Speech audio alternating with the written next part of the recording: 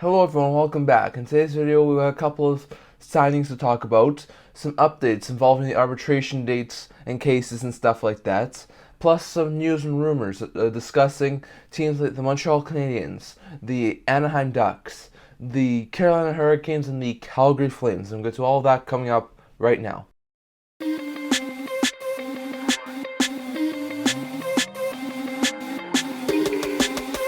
Hello everyone, welcome back to another video here at the End Hockey channel.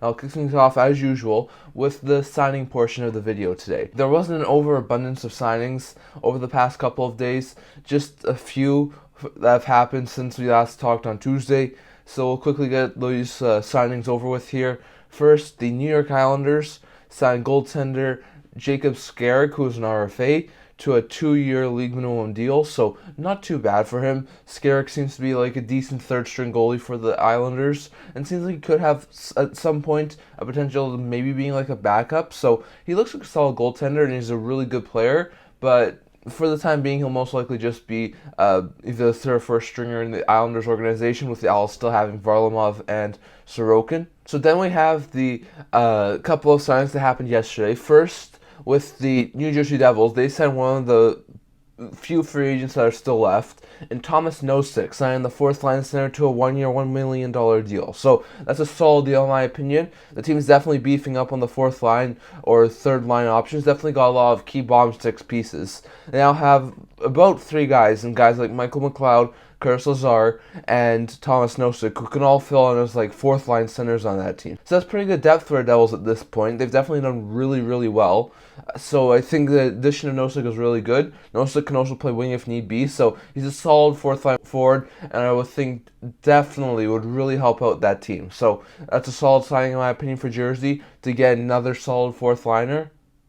The Vegas Golden Knights and Winnipeg Jets signed players who are scheduled to do arbitration later. The Winnipeg Jets signed Gabriel Vilardi to a 2-year one-way deal with AAV of $3.438 million, while the Golden Knights also signed their player to a 2-year deal, and Brett Howden, signing him to a 2-year one-way deal with AAV of $1.9 million. So both are really good players. Vilardi, really good middle six forward with LA last year. Really had a breakout season, was able to stay healthy for most of the year. He did get injured a couple of times last year, which was really a unfortunate thing that's happened to him over the course of his career. But hopefully he's over that now and he can stay healthy and be a solid player. He looks like a really good second-line center, possibly the player who replaces Dubois in the Jets lineup. So that's a solid deal for the Jets, and I definitely like that deal for Winnipeg to add that second-line center. The Golden Knights, Howden's a really versatile forward. I could see him as being the fourth-line center for that team this year, which I think is a possibility, but he's also played up in the lineup as well. He's played at some points with Stevenson and Stone. He's played some points in the second or third line, especially during the playoffs last year. So he's very versatile, and I think he can definitely play at different points in the lineup. So I wouldn't be shocked if he was a fourth line center, but given the lack of forward depth at this point in time, I also wouldn't be too shocked if he was able to be a middle six forward. So a really good signing there for both the Golden Knights and the Jets.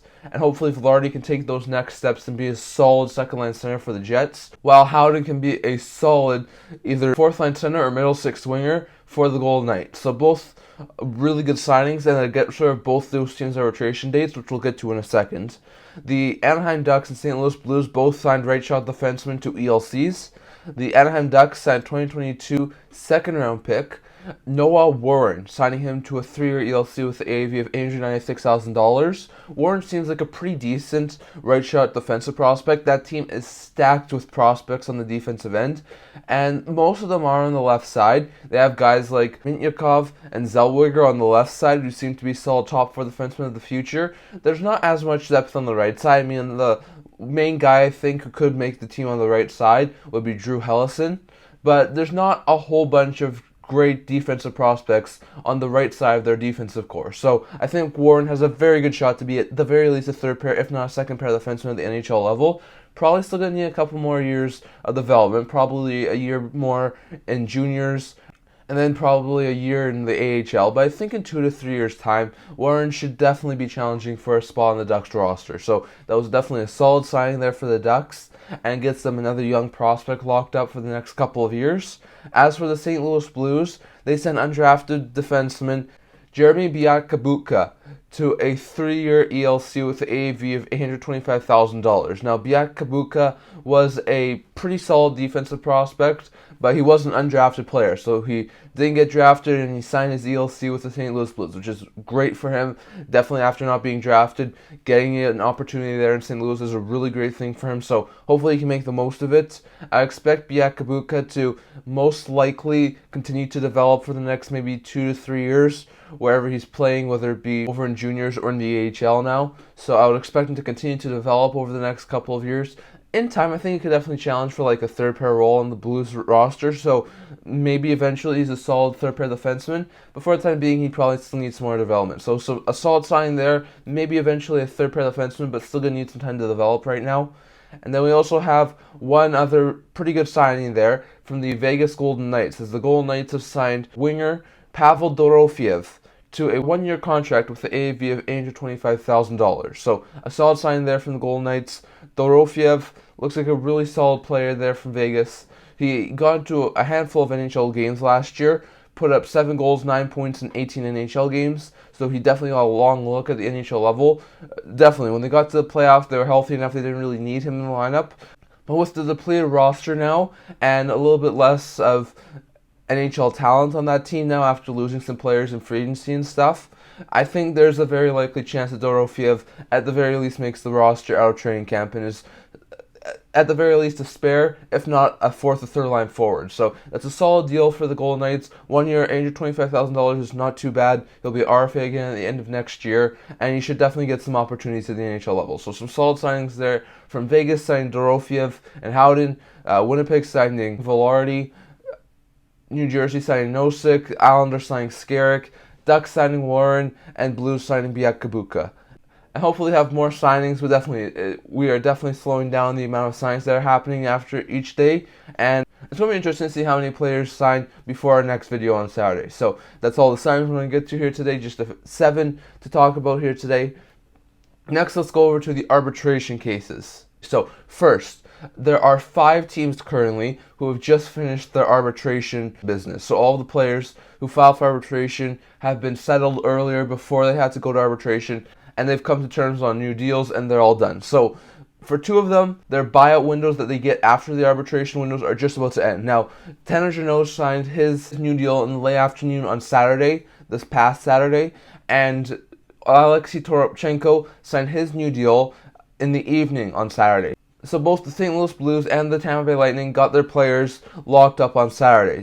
Jeannot was a couple hours earlier than Toropchenko. So once again, just like we talked about in our last video, after 3 days or 72 hours after their last arbitration cases have been signed, they are able to get a 48-hour buyout window. So for both those teams, they will have gotten a window from Tuesday to Thursday. From the Bolts will have been the late afternoon on Tuesday to late afternoon on today, and for the Blues will have been early evening on Tuesday to early evening today. So they both are currently in their 48-hour buyout window as of the recording of this video. So far, nothing's happened. Once again, I'll recap. I don't think anything is going to happen with Tampa. If you look at their teams, remember, only players who make over $4 million have the opportunity to get bought out at this point in time. If you look at what the Bolts have, they have Chernak, they have Cirelli, they have Hedman, Stamkos, Sergachev, Vasilevsky, Point, and Kucherov. And those 8 players are key pieces of that team. It doesn't make sense to buy out anyone if you're Tampa. As much as they are pressed up against the salary cap for now, it doesn't make any sense to buy anyone out. So the Bolts are not going to buy anyone out. I still do wonder if we maybe see the St. Louis Blues buy someone out later today before the buyout window is done. They're not going to buy out Cairo. They're not going to buy out Thomas. That's their 2 main pieces on that forward group for the future. They're not buying those 2 out. I'd be quite surprised if they bought out Parayko or Falk. Both those guys are pretty good defensemen. I know there was a lot of talk about them possibly moving on from Parayko, but he's a really good defenseman, and I don't see him buying him out. Falk's still a really good offensive defenseman, so I don't see them buying him out. Shen, as much as it would be possible, I think that's too long-term of a contract to buy out. Binnington's still their starting goaltender, so I don't expect him to be bought out. Buchnevich is a big piece of that team. I don't expect him to be bought out. So the three guys I really do see that as a possibility that meet the criteria for a buyout candidate would be Saad, Leddy, and Krug. If you look at Krug, if they took the buyout route, they bought out Krug later today, they would save $6 million in year 1 and 2 of the buyout. They'd save $4 million in year 3 and $3.5 million in year 4. So it'd be huge cap savings over the next 2 years. Still some pretty good cap savings over the next year 3 and 4, but would leave them with 4 years afterwards at a dead cap penalty of $2.45 million. So it would not be a really great option for them, as they would keep Krug's contract on the books for the next 8 years. But it will give them over $6 million of cap space for this upcoming season. And for a team who really needs cap space and wants to change up that defense, it still might be the way to go for St. Louis. The other two are not as long, as they're shorter term contracts at this point in time, and both Saad and Leddy having 3-year deals. If you're looking at Saad's contract, he's making $4.5 million for the next 3 years. That would save them $4 million on a buyout for this upcoming season. It would save them $2.8 million for 2 seasons from now, and $2.1 million for year 3. And then they would have 3 years afterwards at a dead cap penalty of $1.5 million. So once again, not ideal. They would have 3 extra years left after the Saad contract would have expired at $1.5 million. So once again, not ideal, but it would definitely give them a lot of cap savings for the next year. As for Leddy, 3 years left on his contract, $4 million, so once again, not a great contract. Leddy's a decent top 4 defenseman, but on that contract, I don't think he's a really great player for the Blues. So if they were to go through with the buyout for Leddy, they would save $3.2 million this upcoming season. They'd save $2.2 million in year 2, $1.7 million in year 3, and then have 3 years afterwards of dead cap penalty of $1.2 million. So once again, not as bad of a cap penalty for over the last 3 years as Saad or Krug, but still, it would be a pretty decent contract. So I think there's a very likely chance one of these 3 get bought out before the buyout window closes today. Leddy would save them $3.2 million in cap space this year. Saad would save them $4 million in cap space this year. Krug would save them $6 million in cap space this year. So we might hear something before this video gets onto YouTube. It's quite possible. So it's definitely going to be interesting to see if we do see a buyout today from the St. Louis Blues. But it definitely sounds like those two teams in St. Louis and Tampa will have their buyout windows closed today after they sign those players on Saturday. So it definitely sounds like those 2 buyout windows are coming to a close, and if we are going to see any buyouts for the Blues or maybe even the Bolts, it would be today. As for the Avalanche, like we said, they got another buyout window as well. They sent Ross Colton Monday afternoon, so they're going to get a buyout window most likely starting the Thursday afternoon, which would be today. They're most likely going to get one until Saturday afternoon, so they're going to have a chance to buy out players. Once again, just like Tampa, I don't expect the Avalanche to buy out anyone. They have McKinnon, Rantanen, Makar, their 3 best players, and then they have Landeskog, who's a really good player, Nichushkin, Girard, Lehkonen, Manson, Taves,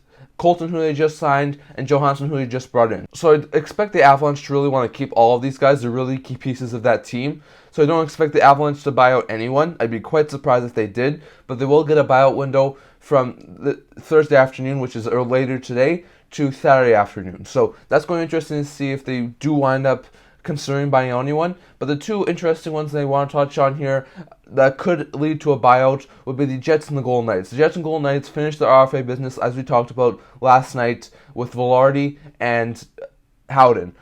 Vilardi finished his arbitration date with the Jets after signing around noonish Pacific time yesterday. Same thing with Howden with Vegas. They actually were really close signings. So they'll both get a buyout window, I think, between around noonish Pacific time on Saturday to around noonish Pacific time on Monday. So they'll get a 48-hour buyout window from Saturday to Monday to try and make some buyouts. For the Jets, if you look at their team, there's not too many solid buyout options. Connor's a big part of their team. Morrissey's a big part of their team. Ayers is a big part of their team. Those guys aren't getting bought out. Scheifele and Hellebuck are amazing trade options. They're not getting bought out.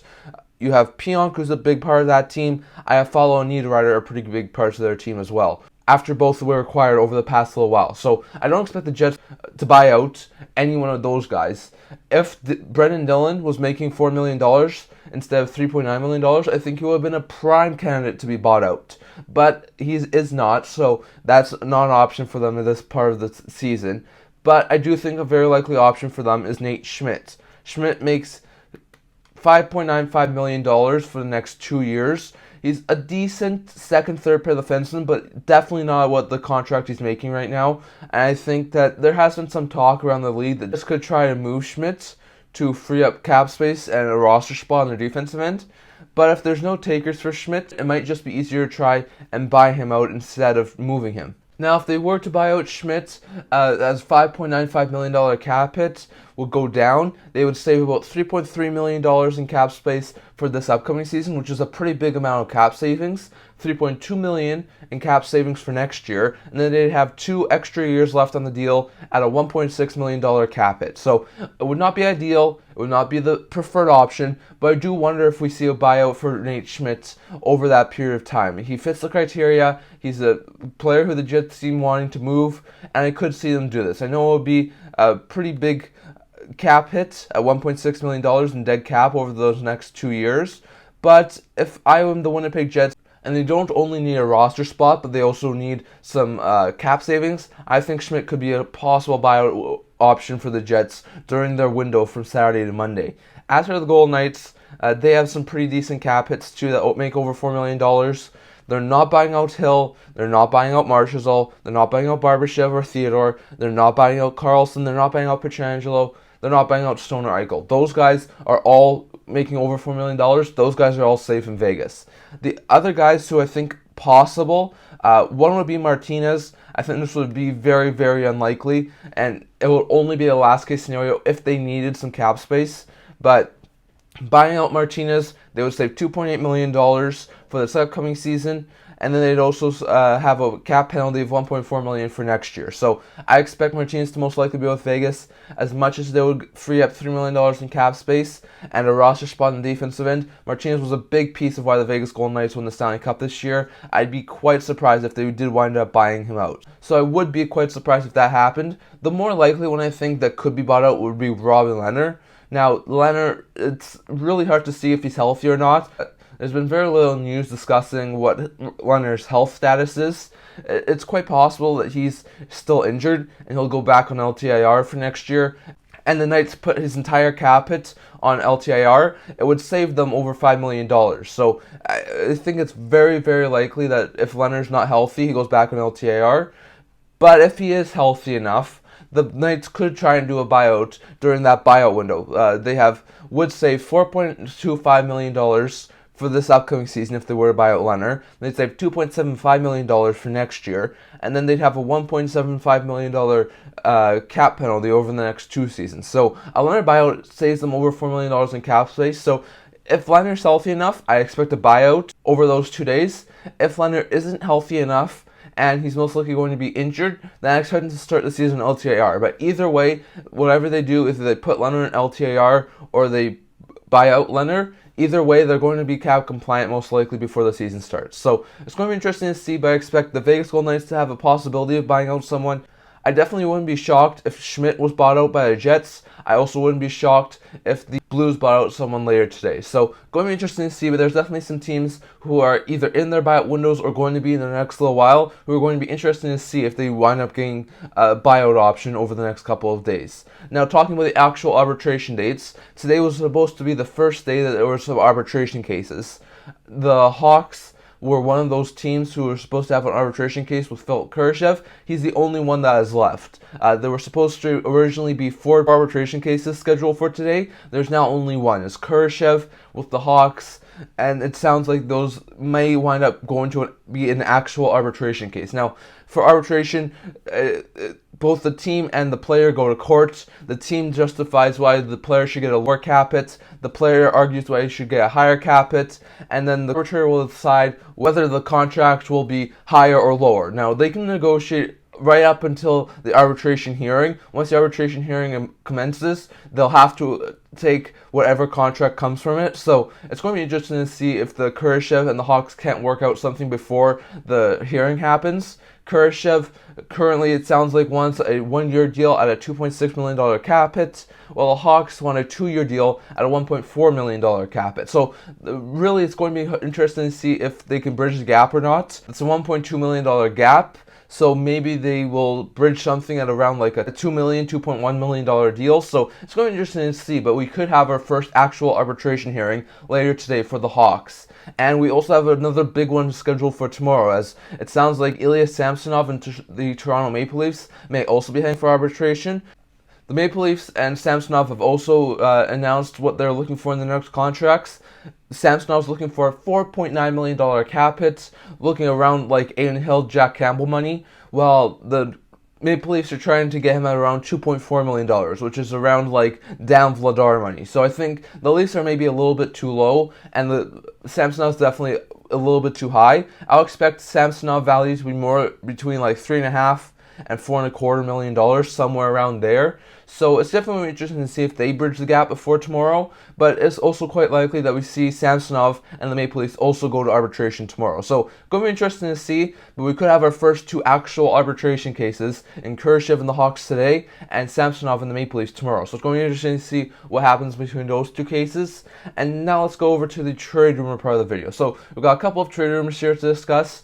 First with the Montreal Canadiens. Now there's a lot of talk right now that the Canadiens are currently trying to move a couple players either now before the season or possibly in season as well. Now we know that the Canadiens have been looking to move 3 forwards for quite a while now. That is Hoffman, that is Armia, and that is Dvorak. Now all 3 of these guys are pretty big pieces. Hoffman's a decent third line winger, Armia's a decent bottom 6 winger, and Dvorak's a pretty good second or third line center. So they all have some value, but there's not really a ton of value on those 3 players right now. So the Canadiens are looking to try and offload them. Not that they're bad players, but the Canadiens want to have some of their youth take steps forward this year. So they want to have some of those youth players step up instead of those veteran players like Hoffman or Armia. Like I'm sure they want Raphael Harvey-Pinard in the lineup. I'm sure they love Pezzetta in the lineup. I'm sure they love Pitlick in the lineup. I'm sure they want to give Owen Beck a shot after the training camp he had last year and the season he had last year over in juniors.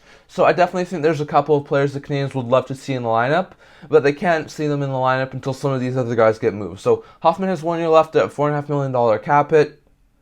Armia has 2 years left at a $3.4 million cap hit, and Dvorak has 2 years left at a $4.45 million cap hit. So I think at this point in time, Dvorak is maybe the less likely, and they'll probably go into the season with him on the third line. But at some point, I think maybe closer to the deadline, he could be a trade option. He's a solid third, second line center, really good two-way forward, who I think could really improve a team's center depth. And with the Canadiens having so much center depth right now, I think it's very likely that the Canadiens could move him. I think they try and focus on moving Hoffman or Armia before the season starts. They do have 2 retained slots opened right now. They only have retained salary on Edmondson, so I think it's quite possible they could retain salary on a guy like Hoffman or Armia to try and facilitate a deal. So it's going to be interesting to see, but I expect them to at least try and at least get a team to take on one of Hoffman or Armia. Hoffman makes 1 year left, $4.5 million. If the Canadiens were to retain like 50% of his salary, bump it down to 2.25, I think there would be some teams interested in him. Armia has 2 years left, so I don't think they want to retain too much on Armia, but it would definitely be another interesting option. And there's also some talk that defenseman David Savard, who I don't expect to be traded before the season starts, could be a guy who's dealt it around the trade deadline. He has 2 years left at $3.5 million cap hit. He's a decent second, third pair of defensemen, so he's another guy who the Canadiens could move at some point in the future as well. So it's going to be interesting to see, but I expect them to continue to try and move Hoffman and Armia. It sounds like they were trying to wait until free agency slows down to try and move them to a team that missed out on a couple of players in free agency, so I could see a Hoffman or Armia trade happen in the not too distant future. So going to be interesting to see, but over the next probably couple of months, as we get closer to training camp and then sometime around the deadline, expect guys like Hoffman, Armia, Dvorak, and Savard to most likely be moved at some point between now and the trade deadline in February or March. going over to the Anaheim Ducks, the Ducks could be looking to add another defenseman onto their lineup. Now, the Ducks were able to add Radko Gudas to their defensive core this year, which is a really good move in my opinion. Also added Robert Haig, but I could see them try and add one more veteran defenseman before the season starts. Now, if you look at their D-core, they have Fowler, who's a solid defenseman. They have Gudas, who's a solid defenseman. Haig can be a decent third-pair defenseman. They still have Vainikainen, and they still have Drysdale. Those are some pretty decent players. But they have a really weak blue line. Now, I think they would probably like to add some of their youth to their lineup this year. I would not be surprised at all if a guy like Mintyukov or Zellweger were to make the NHL roster this year. But I do think they could definitely benefit from having maybe one more veteran defenseman on that team. So I would not be too shocked if the Ducks were able to go out there, maybe help a team who is in some cap trouble and try and take a contract from them. We know that they've been linked to a guy like Nate Schmidt from the Jets. I do wonder if they maybe try and take one of the Jackets defensemen. They have overabundance of defensemen. There's definitely some other teams out there who could use some help getting a defenseman who have some pretty deep blue lines. So I do wonder if the Ducks try and target one of those guys, or maybe go to free agency, maybe get a guy like D'Angelo or Dumba on a short-term deal. But it's going to be interesting to see. But I would not be too shocked if the Ducks were to try and add a defenseman before the season started, as their defense is okay, and I expect some young guys to try and make the roster this year. But I do really wonder if they maybe try and add one more defenseman to try and round out that roster in the not-too-distant future. Next, going over to the Carolina Hurricanes. Could Teuvo Teravainen be available for trade? Now, on a recent appearance on NHL Network, Friedman was talking about a lot of things. He talked about the Hurricanes, and he talked about how the Carolina Hurricanes have a lot of business going on right now, and there's a lot of things going on around the NHL for the Carolina Hurricanes. They have a lot of business going on. We know that they're trying to talk to add Tarasenko. We know they're trying to get Erik Karlsson. We know they're trying to move Brett Pesce. We know they're trying to get an extension done for Sebastian Aho. So there's a ton of rumors around the Carolina Hurricanes. They have a lot of business going on right now. But the big thing I want to talk about here today is, could Teuvo Teravainen be available? On that appearance on the NHL Network, he also said that on top of Pesce, he does think that the Carolina Hurricanes have talked to teams about a possible Teuvo Teravainen trade if they needed to free up even more cap space. Now, Teravainen, I'm pretty sure, makes a $5.4 million cap hit over the next year. He's a year away from being a UFA, so he's another guy the Canes could look to trade if they can't sign on a contract extension. He's a really good top six forward. He's really versatile. He can really play in like the second, third line. He's a really good top six, middle six forward, and I think he'll be a fantastic addition to a lot of teams, especially at that $5.4 million cap hit. So if there's a team out there who needs a top six forward, is looking for some top six help, and could use someone, maybe Teravainen is the guy that they've been looking for. So it's going to be interesting to see. I don't think it will be a preferred move from the Carolina Hurricanes, just given the fact that he's another big piece of their offense, and offense is usually a problem that happens in the playoffs for the Hurricanes. They usually don't have that game-breaking scorer. But if it helps them get one of an elite level like scorer like a Karlsson, or someone else on their trade market, or someone else in the free agent market, maybe it's the right move for them. So definitely what you're interested to see, but it sounds like Teravainen could be on the market as well. And while I don't think it's the preferred move for the Carolina Hurricanes, given the fact that Teravainen is a pretty big piece of that forward group, it sounds like Teravainen's name is out there and could be dealt at some point this offseason. So going to be interesting to see, but definitely keep your eye on the Hurricanes. They're a team with a lot of things in play right now, and Teravainen could be another one to watch out for. So we're going to have to watch out for that. And then lastly here was the Calgary Flames. Definitely some things we want to talk about here. First, it sounded like Mikael Backlund, according to a few reports that I've seen over the last little while, will not sign a contract extension before the season. It sounds like Backlund wants to wait, see how the season develops, see how the Flames do this year before he starts to commit on a long-term contract. So that's going to be interesting to see. I know a lot of people I've seen say that that might lead to a lot of trade speculation around Mikael Backlund. Backlund's a solid second, third line center. He is coming off a pretty good season last year. I think it was one of his better seasons in the NHL. He's definitely had a really good season. And I know the Flames said that they either want to re-sign players or move them before the season starts. So if Backlund's not going to re-sign before the season starts, it's going to be interesting to see if he does get dealt. So that's going to be interesting to see. But on the NHL Network appearance he made, Elliot Friedman also said that Elias Lindholm may be the one that's holding up the Calgary Flames from doing any third thing right now. He says Lindholm has not said no to a contract extension yet, so he hasn't signed anything, but he also hasn't said no to being open to possibly being back in Calgary on a long-term deal. So it's going to be interesting to see. When he was talking, he said that the Flames were looking to sign him somewhere around Bo Horvat money, or Pierre Dubois money, which is around $8.5 million in a long-term deal. He says they may have to look a little bit further to somewhere around maybe $9 million, somewhere between a Dylan Larkin $8.8 million AAV and a Matt Barzal's $9.1 million AAV, probably somewhere around there for Lindholm. So they may have to pay a little bit more if they want to keep him, and not sure if the Flames really want to do that. But it's going to be interesting to see. I think what Freeman said makes sense, and that is that until Lindholm has made his decision, they're not going to do anything. We know Anaheim doesn't want to sign in Calgary and will most likely test for agency next year. We know that Backlund will most likely not sign before the season at the very least. We haven't heard very much about Tanev and Zadorov, but we're not surprised at all if those two will be welcome to accepting trades as well. So it sounds like as soon as Lindholm decides whether he's going to stay or whether he's going to go, we'll start to see a domino effect. So if Lindholm signs or if Lindholm decides to be moved, expect Lindholm to either sign his extension or be moved by the Calgary Flames first, and then we'll see a domino effect of possibly a Anaheim trade and possibly a Backlund trade. So it's going to be interesting to see, but it sounds like Lindholm is the real reason that all of these trades and signings and stuff are being held up in Calgary right now. And it sounds like until Lindholm makes a decision on yes, I'll sign a contract extension, I'll remain in Calgary long term, or no, I'm not going to sign a contract extension in Calgary, you can either keep me for the next year or trade me, then until that decision has been made by Lindholm, the Flames are most likely going to be in a holding pattern. So it's going to be interesting to see. I definitely really do think that the Flames need to move a couple of these guys before it gets too late into the offseason.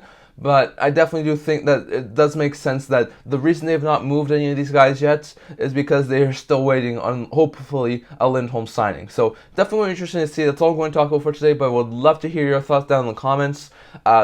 With the arbitration cases, who do you think is most likely to be bought out? I think it's very likely that maybe one of Krug, Leddy, or Saad get bought out later today for the St. Louis Blues. It's also possible they don't, but I think it's very likely that at least one of those three at least get a look at for the St. Louis Blues. The Jets, I think, could get Schmidt bought out. If he's healthy, I think the Knights buy out Leonard. So I think there's a couple of options there for teams who have finished the arbitration cases. Also love to hear what you think down in the comments about the arbitration cases. Do Kurashev and Samsonov go to arbitration over the next 2 days? If so, what do you think their contracts will be? Definitely love to hear your thoughts down in the comments. On top of that, what do you think about all today's rumors?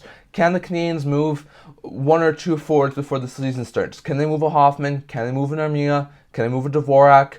Or will they have to go into the season with all these guys still on the roster? Do the Ducks end up acquiring a defenseman, a more veteran defenseman, before the season starts? Will they be able to help a team out on their defensive end to add one more veteran defenseman to help their younger guys transition into the NHL? Can the Carolina Hurricanes do enough moves that they don't have to move Teravainen? Or could you see a guy like Teravainen be on his way out of Carolina in a possible trade? And lastly, do you think Lindholm signs with the Flames? Is it very likely that Lindholm is back with the Calgary Flames? Or will he not resign and the Flames decide to move him before the season starts? And maybe that's a trickle-down effect that maybe Hanafin's gone and Backlund's gone. Definitely. I'd love to hear all of your thoughts down in the comments. But that's all I'm going to talk about for today. Remember to like this video, and if you really liked it, remember to subscribe down below. I also do a blog talking about news, rumors, analysis, stuff like that. So definitely check that out. I'll leave a link to that in the description below. And I can't wait to see you guys all for the next video. See you guys soon.